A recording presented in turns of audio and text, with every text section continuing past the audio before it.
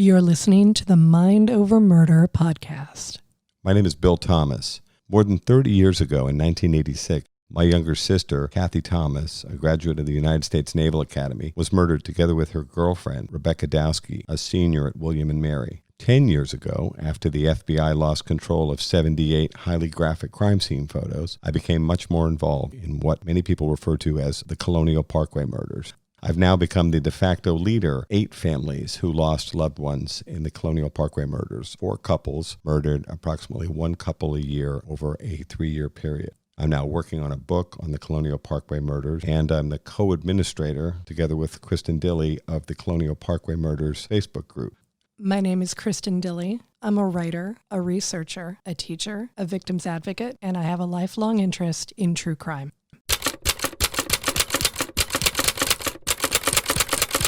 Hello and welcome to Mind Over Murder. I'm Bill Thomas. And I'm Kristin Dilley. And I'm joining Bill today by phone because technology has once again taken a pot shot at us. We are having major trouble with Google Hangouts, which is our preferred method of podcasting. Forgive any issues with the sound quality. It is just me with my phone and my earbud joining Bill and his massive network of equipment. And don't forget, we tried Skype too, so we've got bad things to say about all technology and the evil gremlins that run said technology. Yeah, nothing but bad words right at the moment. Right, which we're not going to use here on the podcast. Not at all, but we are here and we are so happy to talk to everybody today. Bill, I hear we have some great news in terms of downloads. We do. I have the pleasure of announcing that we have just crossed over 10,000 downloads of our new podcast. We're very unbelievable, pleased and proud. So thank all of you for all of your support, and please tell your friends. Yeah, please do. And the other thing that we want to mention is that reviews and ratings are so important for a brand new podcast. If you are liking what you're hearing, and we hope that you are, please take the time to write a review for us on your preferred podcast platform, whatever that may be.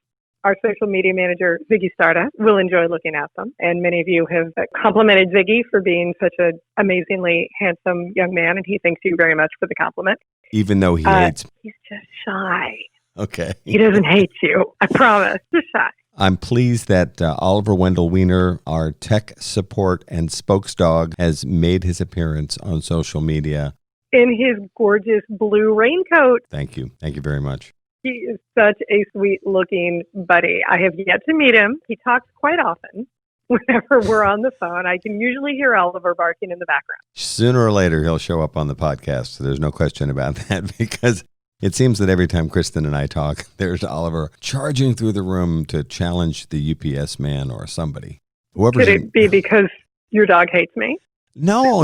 He is going to love you when he meets you in person. He just, well, it's funny. Actually, he charged into the office/library just a couple of hours ago because he heard you and me on the phone and thought there was someone here that needed to be challenged. In person, he is just going to be an absolute love sponge. Well, he is certainly the protector of your beautiful house and home. So he's a very, very good boy, no matter what it is that he's doing. On a more serious note, a case that we've been following with great interest is a case that combines both Michigan and Virginia in a very interesting way. A man named Dennis Bowman has just been extradited from his home in Michigan to Virginia. He's going to be charged in the 1980 murder of Kathleen Doyle, who was a Navy wife who was killed while her husband was away. She was raped and murdered at their home. The case had been cold. This past November, forensic genealogy was able to move that case forward. Bowman was identified as a suspect. Both Michigan and Virginia authorities have been working together with the NCIS, the Naval Criminal Investigative Service, to bring Dennis Bowman to justice, and he is being returned to Norfolk, Virginia to face charges as we speak. And it is such a sad case, but I am so pleased, as I know you are as well, that forensic genealogy is continuing to do wonders in bringing down the number of cold cases in this country. Well, we hope that you all enjoy part 2 of our podcast on the case of Nicole Madison Lovell. Thank you so much for listening to Mind Over Murder. I'm Kristin Dilley. And I'm Bill Thomas. Thank you for listening.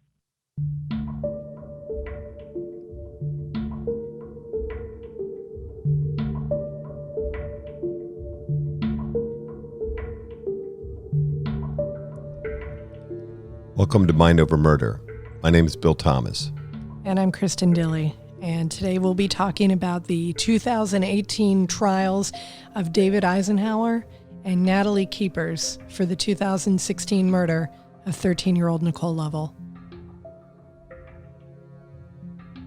So we're back for part 2 of our discussion of the murder of Nicole Madison Lovell. This kind of takes us to the trial phase, does it not? Very interesting information to cover here, so let's go ahead and jump right in. David Eisenhower went to trial on February 5th, 2018, and he was charged with first-degree murder, abduction, and concealing a dead body. And this is almost exactly 2 years after the investigation into the murder of Nicole Lovell. Just about that. That sounds about right. The prosecutor went ahead and laid out the case that Eisenhower had laid out his plan for Nicole's abduction and murder, along with Natalie Keepers. The prosecutor, Mary Pettit, asserted that they purchased a shovel together, which we know to be true because we have video footage from Walmart, do we not? And apparently Walmart is the number one choice for picking up supplies pre- and post-murder. They did show up a second time at Walmart a little bit later, picking up cleaning supplies, and bleach wipes, and so on and so forth. Gloves for two, I noticed. Yes. So they really took the time and figured out ahead of time where should we go to pick up everything that we need to dispose of this 13-year-old that we're planning on murdering. I know. Let's pick up all of our supplies at a place we know for sure has a security camera system. It's possible the local hardware store, and we do believe in shopping local, by the way, it's possible the local hardware store might not have had a security camera. You can bet your bippy, as they used to say. Walmart definitely has security cameras. Boy, you are showing your age there, Mr. Elder Statesman. Oh, gee whiz. I'm feeling creaky even as I say that. Wow. Yeah. My mom and dad would be proud of me, though. So they did buy their supplies together, and they selected an isolated area of Craig Creek Road together. Now, what's the story? Craig Creek Road has come up a lot in our research. It has, and if that name does sound familiar to you, that is because Craig Creek Road runs adjacent to the Caldwell Fields area, which is where Heidi Childs and David Metzler were murdered in 2009. Hopefully, for those of you who listened and did your homework, you remember that. And says the teacher. Okay, now you're outing yourself as that teacher. Yep. And sadly, that's a case that's still unsolved. Also of note, our guest, Lisa Lucas Gardner, did mention that at the end of Craig Creek Road, adjacent to the Caldwell Fields, is a public shooting range, which was frequented by Virginia Tech shooter. From 2007. And by Ross Truett Ashley from 2011, who shot the Virginia Tech police officer, Derek Krause. Some interesting parallels here continuing. That's at least 4 cases with a direct tie-in to this particular road. Yeah, and again, we are not saying that there is any correlation cases other than the fact that these locations are in rural areas of Blacksburg. Our guest, Lisa Lucas Gardner, did say that she had wondered if Natalie and David were cognizant in some way or another of what had happened at the Caldwell Fields when they chose Craig Creek Road to take Nicole and ultimately murder her. I don't think we're ever going to have a definitive answer to that. It is certainly an interesting question if they knew whether or not, there had been a previous unsolved double murder committed adjacent to the area where they took Nicole. It's also interesting to note that this firing range is completely unsupervised, which is unique in my experience. I've only been to a firing range a few times to, fire guns in a safe environment, target shooting and that kind of thing. The ones I've been to over the years almost always have a supervisor or an instructor, usually a guy with a significant amount of experience with different types of weaponry. And he's there to log you in, provide paper targets, a certain degree of coaching, if you will, on your marksmanship. The idea of a completely unsupervised shooting range was new to me. The ones I've been to have always had someone there monitoring what was going on. There's obviously that individual is typically very safety focused, so could be he or she. In my experience, it's usually a experienced older man who's a marksman. But they're very focused on safety, reminding you to always be facing your weapons downfield, and when you step away, they're very strict about things like, making certain that your weapon's always pointed down. The assumption is always that a weapon's loaded, even if you think that it's not, or that there's a round in the chamber, even if you think that you've emptied, because, things do happen. I remember as far back as being a Boy Scout, these guys were pretty strict because they really wanted to make certain that everybody was safe. You had fun, you had a good time, you got a chance to fire your gun in a safe environment, that they were really focused on keeping everyone at the shooting range, whether you were there as an observer or a shooter, safe. So the idea that there would be completely unsupervised shooting range is unique in my experience. Well, we don't know how much David or Natalie was aware of the previous crimes that had happened at Virginia Tech. It is interesting and notable that David did live in West Ambler Hall, which is where 2 of the murders of Virginia Tech students had taken place in 2007. Just an interesting series of coincidences that kind of continues to resonate throughout this case. And at any rate, getting back to David and the prosecution's discussion of the evidence against him, they made note of the fact that among the many items that were listed on David Eisenhower's web browser were searches for the following terms: knockout drugs, how long does it take to burn a body, and how does the TV serial killer Dexter get rid of bodies? In addition to his messages to his friend asking similar questions about how to dispose of a body, where do you hide a body? Precisely. So they're certainly laying the groundwork that this was a premeditated crime and that this had been in the works for quite some time. According to the timeline laid out by prosecutor Mary Pettit, on the evening in question, David Eisenhower left his dorm with Natalie Keepers to purchase the shovel at the Walmart in Christiansburg. He later told police it was for snow shoveling purposes. I think we have a pretty good indicator of what that was actually for. Something that a guy that lives in a dorm wouldn't usually be focused on. Because last time I lived in a dorm, no removal was included. Precisely. After picking up that shovel at the Walmart in Christiansburg, they drove to the cookout in Blacksburg to go eat. According to prosecutors, they drove around looking for a place to kill Nicole Lovell and eventually settled on Craig Creek Road. And from my perspective, and we'll be talking about Natalie Keepers in a minute, but I think she is into this thing all the way up to the top of her curly head. She is so essential, and some people even say a driver, in this very sad and tragic decision to kill this little girl. I find it fascinating that the 2 of them, whose interests began to diverge as they headed into the trial phase, had managed to convince themselves that this was a good idea. You really do have to wonder, at what point did these 2 start to derail? At what point do you go from, well, David, you should just break up with her, to, well, David, I don't know, I think you're going to have to kill her? Where does that happen along the way? That is truly baffling to me.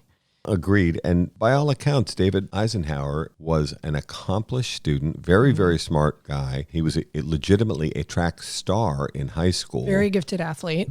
Some of his high school classmates complained that he was socially awkward, that he didn't pay attention to social cues. Now, on some level, he's brilliant, and then he's a terrific athlete, and was often described as arrogant or even cocky. One of his fellow students saying, I'm David Eisenhower, you saw me on the local news, because he had won a track meet. And at the same time, people remember him as being the kid in class that always wanted to have the right answer and always wanted to be first, and ignored social cues from his friends in high school. He had attended a Christian school where he was really an outstanding student on many levels, but then he had this awkward quality. They talked about him not doing well in unstructured situations. It's funny, you think about track, and my sister Kathy ran track. There's a structure there. I think that expression, the loneliness of the long distance runner, that is the kind of thing you can really, really focus on. It's very finite. You're running from place to place, and it can be a bit of a solitary pursuit. I think that probably fit some of his mental acuity, the things he wanted to focus on. And yet, when things got unstructured, his high school friends said he didn't know what to do. He was awkward and a bit lost. Again, as a teacher, I see plenty of students like that every single day, but I just cannot think of what would make someone take a leap from that to murder. How does that ever seem to be a logical choice for someone? It seems like a gigantic leap, and this one obviously has tragic consequences. And it clearly wasn't just one person who made that leap. It was a second one. I would have hoped that at some point in all of this, one of the two of them might have stopped and said, maybe we shouldn't do this. This doesn't seem quite right. Maybe this is, maybe we need to stop and think about this plan again. But apparently, no, it was full speed ahead.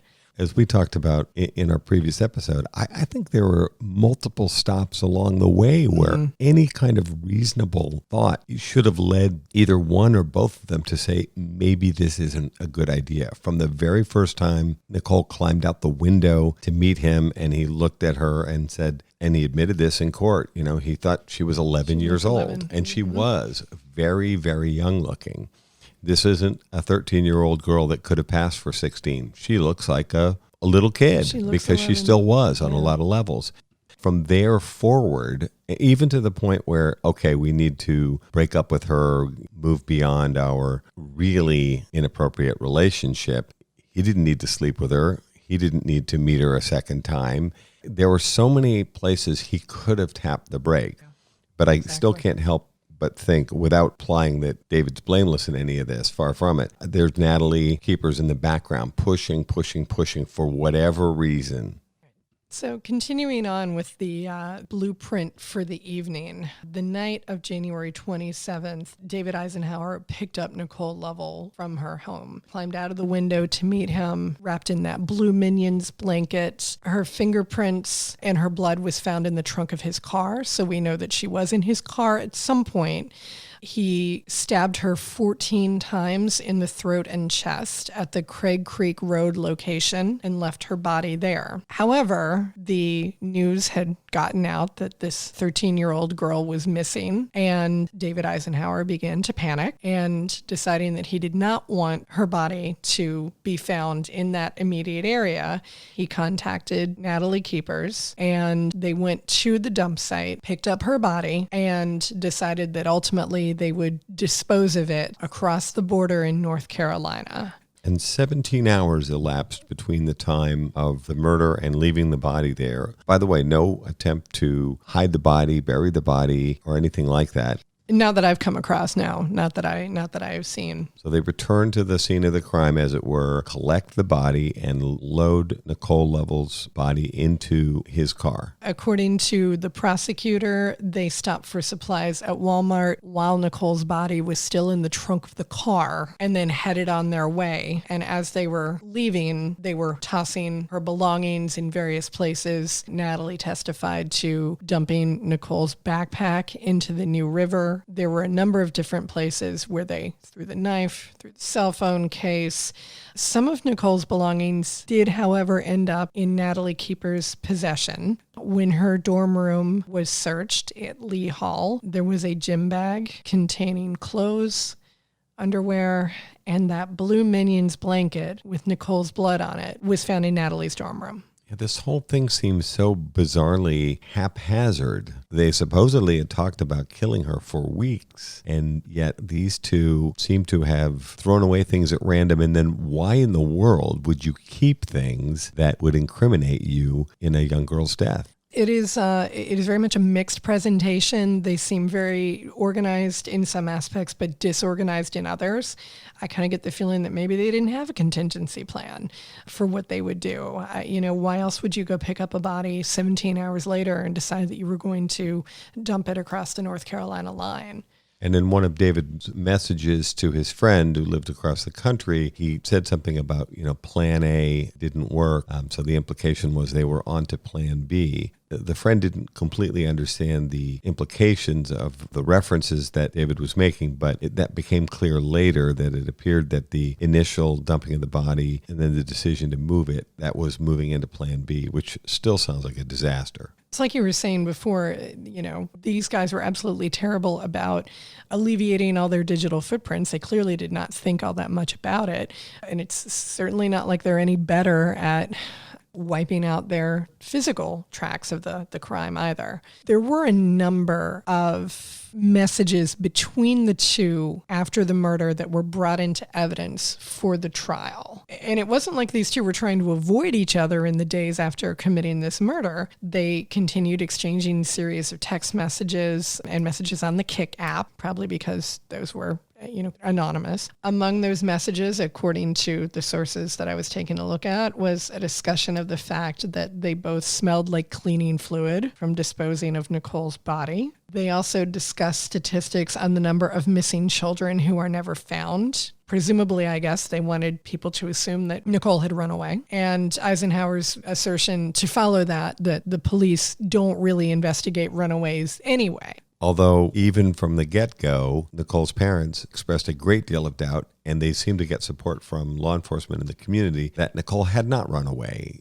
She wouldn't have run away without her life-saving medication. Without her medication, yeah, so absolutely. None of this makes any sense. And it's funny, in the previous episode, I had described these two people, David Eisenhower and Keepers, as smart young people, and they were and are. At the same time, when the trials move forward, you start to doubt just how smart these two people were. They were unbelievably stupid about this attempt to hide their crime. They're just not street savvy or street smart or whatever you want to call it. And I really don't like the term street smart. But you can be very, very academically intelligent, but still have no concept of how to function in the real world and solve real world problems. And I'm not saying that a real world problem everyone needs to understand is how to get rid of a dead body. I'm not saying that at all. But boy, these two certainly did not really think it through. But searching for it on the internet, I mean... Oh my gosh, right? I know. It's so unbelievable. Stupid. It really, really is. You just have to, again, you have to wonder, where were their heads in all of this? How would you explain that away? It's funny, true confessions here too. While the two of us were doing our research, we're both reading articles and watching news clips and so on, and one of us confessed, I really don't like these people. And I think that was Kristin, and I confessed back, the more I read about them, the less I like them. Oh, yeah. It boggles the mind. It boggles the mind how at 18 and 20, you can just plan this heinous crime against an innocent 13-year-old girl. Who does that? Minimum 3 lives were directly destroyed. And then the families, their families, by the way, they're victims too on some level. And then Nicole's parents, I've likened these cases to dropping a stone in a pond, and there are just ripples that go out from that center point where the rock enters the water. The closer you are, the bigger the waves are. They're small in the ultimate scheme of things. That ripple effect that just goes out from a series of just terrible, thoughtless decisions. The crime has been committed, and then the rock has been dropped, and the waves just go out from that center point. This is just one of those things that it just makes no sense whatsoever. There are some people who refer to the family members of homicide victims as secondary victims. And I think that's, and certainly, Bill, you can speak to this more than I can. I would say that that's right on the money. I find myself sitting here nodding my head. I would agree.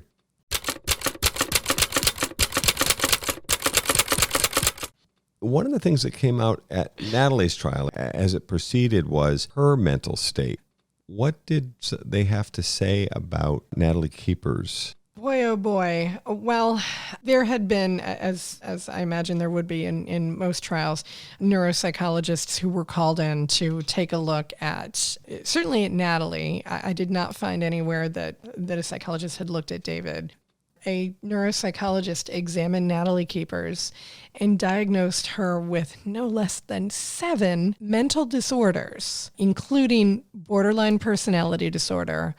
The article I was reading just called it a disorder similar to schizophrenia. Yeah, they didn't name it, but I found that interesting. No. And certainly David's defense attorney attempted to paint Natalie as the primary assailant here and really spent most of David's trial trying to, get across the fact that he felt Natalie was responsible for the whole entire thing, that it was ultimately blows from the shovel that had her palm print on it that had killed Nicole. He cited the fact that there was evidence in her dorm room, not in David's, including that Blue Minions blanket. He cited that history of severe mental illness on her part. He also cited a fascination with knives and even sort of, took the interesting route of saying that someone had once told the police that Natalie Keepers threatened to kill him. We don't know who that someone is. David's attorney really went out of his way to paint it as this was not David Eisenhower's fault. It was Natalie Keepers' fault. She's the one who has the messed up history. Although, according to the forensics, David is the one who stabbed her 14 times and slit her throat. So it isn't like Natalie Keepers can be blamed directly for the act of homicide. As far as we know, she wasn't even there. And Natalie, when she did speak at her own trial, said that David was the sociopath in the whole entire thing. She said David was the sociopath and that he regarded her as his little sociopath in training. So now we've got 2 people, with 2 very different versions of the same event. There was nothing good to come out of this trial.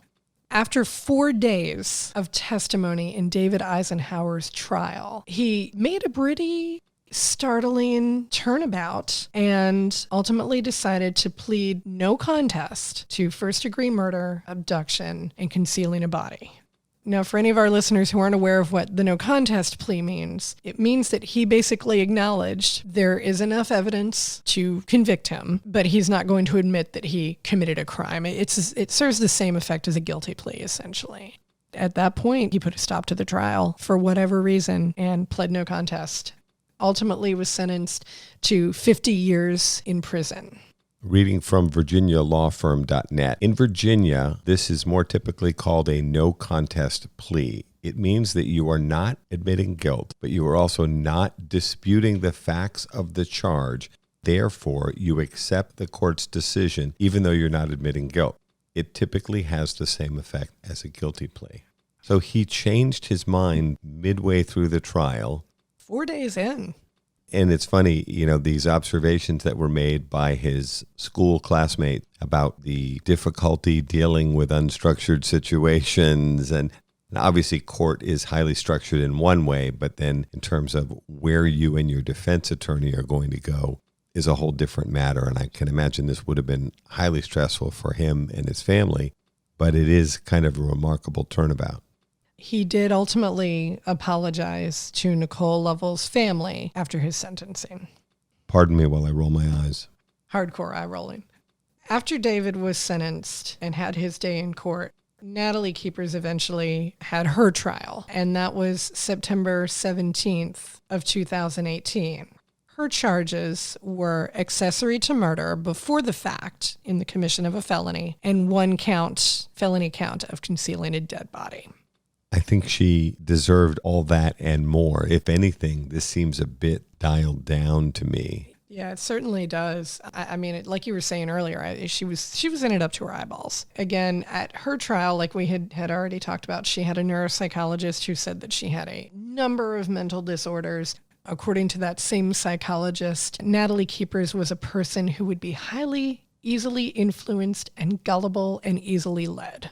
What do you think about that? Experts said she was probably the one that was doing the leading and that she was excited to be involved in something like this. I know that can be hard for those of us that live in the real world to understand and rationalize. But supposedly she was excited about this prospect of the challenge of figuring out how to kill this girl and how to dispose of her body and how to get away with murder. It seems just so disconnected from whatever soul or conscience you would expect there to be in place in most people. Funny, the two shrinks that observed 27 hours of her various interrogations walked away with some pretty disturbing observations about the state of her mental health, although she didn't use any kind of plea in terms of diminished mental capacity or insanity or anything like that. Which I thought was very interesting. I mean, you would think that would certainly lead straight into diminished capacity or not guilty by reason of insanity. But no, apparently that was not something that her team was willing to take. She did state in an interview with police, "I thought he was joking. I didn't think David would actually kill her." And again, I can't put a whole lot of stock in that. No. Not after you've been to Walmart and picked up a shovel and cleaning supplies. I can't put any stock in that. Nor can I. I'm not buying any of this. You know, there were messages again between the two of them, one of which was David saying, "Hey, if nobody finds the body for a week, we're good," to which she flippantly replied, "Yep, yep." She also told him, "Hey, it's been a long day, get a good night's sleep." I cannot reconcile those flip sort of messages with someone who Yeah, long drive, nearly 100 miles to the road where your grandmother's house is located to drop off the body of our victim. And then, of course, they had to drive all over the place, including into West Virginia and various stops along the way to discard at least some of the evidence in this case. You know, I don't know which of the two of them I dislike more, but I feel the same way. It's a close contest. They're both just completely reprehensible people. She also apologized to Nicole Lovell's family. Her apology was, "I wish I could have stopped him. I never intended for this to happen." And again, I think we're both over here rolling our eyes. The evidence is completely to the contrary, including all of the digital evidence. I don't buy that for a minute. You can bury both of them with their own word. Natalie was ultimately found guilty of being an accessory before the fact to first-degree murder. She had previously pled guilty to helping conceal Nicole Lovell's body, so she had a 5-year sentence for that. Ultimately, she was sentenced to 40 years in prison with a 10-year probation sentence after her release and a no-contact order with Nicole Lovell's family. It's kind of shocking that it would be necessary for the court to tack on that no contact order. Given the amount of zero judgment these people have shown so far, I guess it's probably a good reminder that, oh, by the way, don't contact the loved ones of the 13-year-old girl you brutally murdered several decades ago. Natalie Keepers is currently appealing her sentence. Bill, do you want to get into that a little bit? Well, I mean, legally she has that right. Good luck with that, I would say. Yeah. And David Eisenhower has not tried to appeal at this point, it should be noted. Well, let me add something there. Can you appeal a no contest plea from criminallaw.com?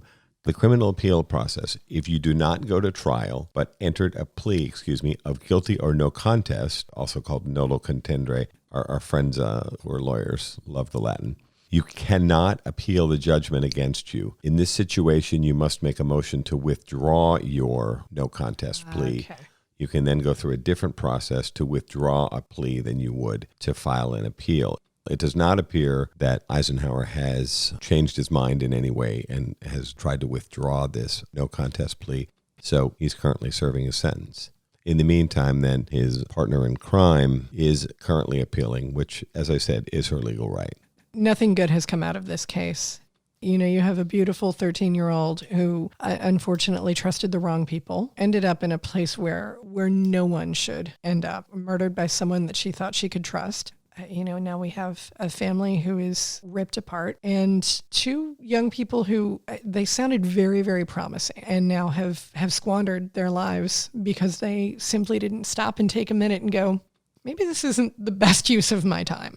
Such a sad, sad case for everyone involved. Yeah, tragedy all the way around. And we've seen clips of her parents speaking in interviews and at press conferences, and it's just incredibly difficult to watch. These people have been completely torn apart. her mother in particular, Nicole's mother, I mean, she has difficulty just getting through it. There's one press conference we were watching where she just breaks down and walks off the stage. She's shaking like a leaf. She's surrounded by law enforcement people who are there to offer their insight, and each one of them will be speaking in turn. As if you've watched the news, you see those kind of press conferences.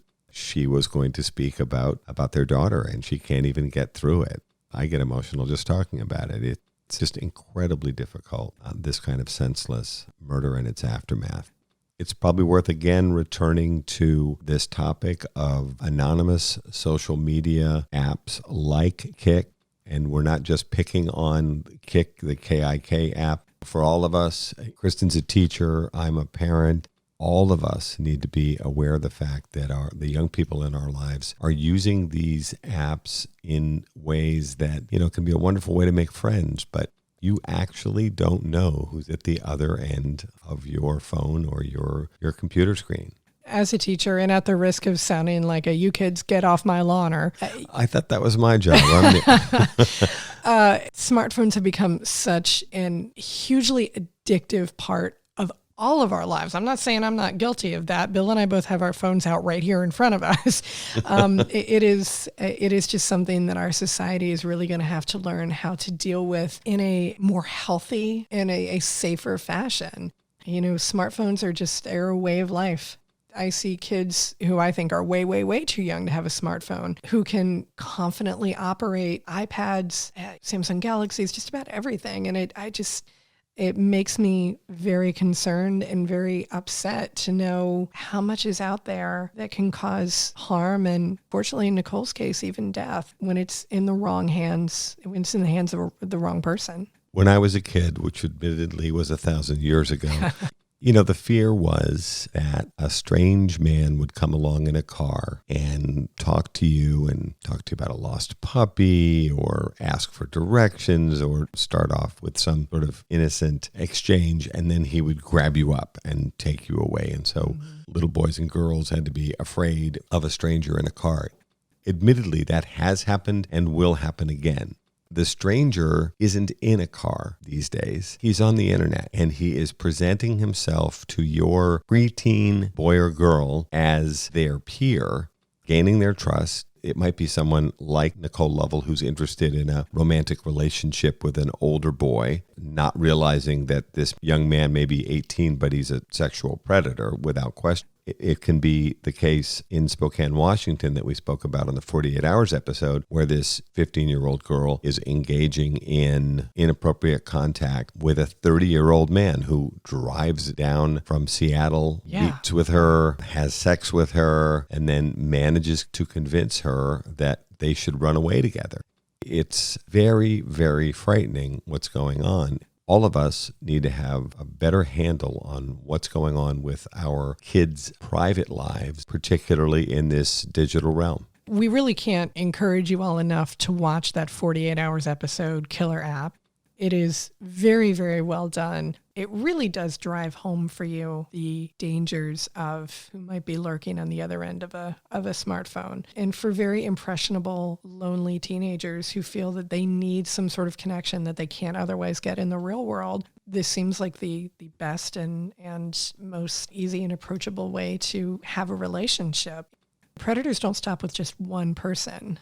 In fact, I think probably one of the most interesting moments of that episode was when they showed that 15-year-old girl who's now 18. It had been several years since her attempted abduction. They showed her all of the pictures of the various other young men and young women. They showed all of those pictures on the phone to the woman that he was going to come abduct, and she couldn't believe it. She said, "I thought it was just me." Guy was collecting nude and semi-nude photographs of dozens of other young girls and boys, for that matter. That seemed to be the thing that kind of broke her down. Yeah. Not, it would appear, the fact that this 30-year-old had attempted to convince her, who was fully aware of the fact, by the way, that she was 15. Oh, yeah, she had told him. This predator who had convinced her to run away with him. I understand that teenagers get romantic notions in their heads about, I'm unhappy, my parents don't understand me. I mean, we've all been there. It's that vulnerability that we all have, especially as young people, can be preyed upon. And these creeps are just coming out of the woodwork. I have to put some of this on the technology companies that are setting up these apps and then claiming that, oh, it's a great way to meet people. Well, that may be true, but there has to be a way to set some parameters so that sexual predators can't use these devices as a way of entering your 13-year-old girl's bedroom. I mean, we are still trying to figure out ways to navigate the digital landscape, that we have created with the advent of the smartphone. And we don't have answers. We're not claiming to know anything about how to solve this, but gosh, there is any cautionary tale, to be had. It is certainly this truly tragic murder case of Nicole Lovell. And every other case of every other young woman or man who has been abducted or raped or murdered by anyone that they, met online and was lured into a relationship with. It's tragic and terrible and terrifying. On that note, I think we're going to wrap this episode of Mind Over Murder. Any last thoughts? I think we've pretty much covered it. It's such a sad and upsetting case, but we do hope that being able to give you this information will prompt you to learn a little bit more, especially those of you that are in the teaching profession or who have kids. Think a little bit more about what it is that all of the young people around you are accessing with their smartphones, and maybe take a couple of extra minutes and you can do a little bit of research. Hopefully stop another tragedy.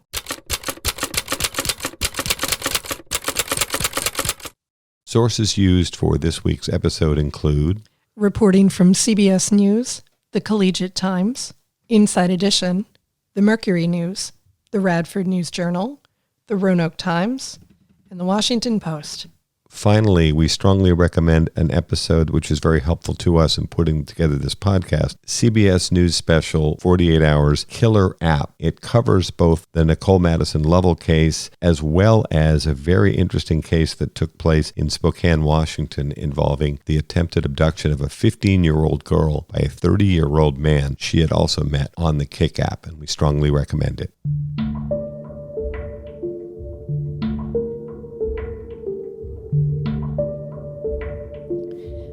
Mind Over Murder is a production of Absolute Zero and Another Dog Productions.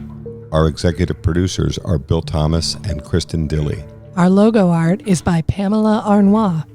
Our theme music is by Kevin MacLeod. Mind Over Murder is distributed in partnership with Crawlspace Media. You can follow us on Facebook, Twitter, or Instagram. You can also follow our page on the Colonial Parkway Murders on Facebook. And finally, you can follow Bill Thomas on Twitter at BillThomas56. Thank you for listening to Mind Over Murder.